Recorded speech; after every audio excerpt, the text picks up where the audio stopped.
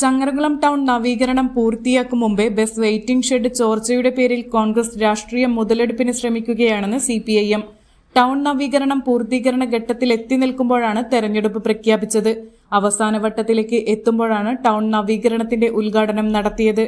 തൊട്ടടുത്ത ദിവസം പെരുമാറ്റച്ചട്ടം നിലവിൽ വന്നതോടെ തുടർ പ്രവൃത്തി നടത്താൻ കഴിയാതെ വന്നു.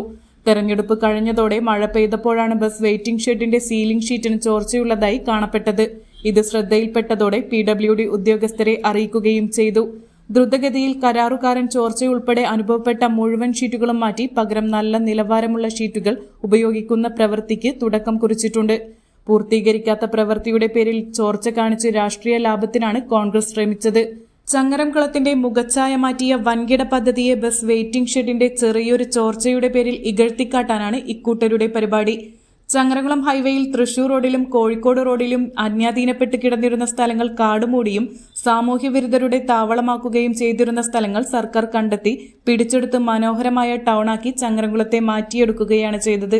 ഈ ടൗണിന്റെ സൗന്ദര്യം ജനം ആസ്വദിച്ചു വരുന്നതിനിടെയാണ് ചെറിയ കാര്യങ്ങളെ പർവ്വതീകരിച്ച് വികസനത്തെ അപ്പാടെ ഇല്ലാതാക്കുന്ന പ്രവർത്തനവുമായിട്ടാണ് കോൺഗ്രസ് പോകുന്നത്.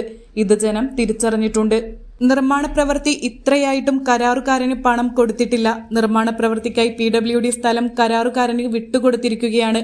പറഞ്ഞതുപ്രകാരമുള്ള പ്രവൃത്തി പൂർത്തീകരിച്ച് കരാറുകാരൻ തിരിച്ച സ്ഥലം PWDക്ക് കൈമാറുമ്പോഴാണ് കരാറുകാരന് പണം നൽകുക. ഇതിനു മുന്നോടിയായി സൈറ്റ് പരിപൂർണമായും പരിശോധിച്ചാണ് പണം കൈമാറുക.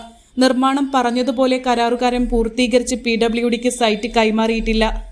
വസ്തുത ഇതായിരിക്കെ പദ്ധതിയിൽ വൻ അഴിമതിയെന്ന് കോൺഗ്രസിന്റെ പ്രചാരണം ദുരുദ്ദേശപരമാണ്. ഏത് അന്വേഷണം നടത്തുന്നതിനെയും CPIM സ്വാഗതം ചെയ്യുന്നു. Edappal area secretary T. Sathyan പറഞ്ഞു.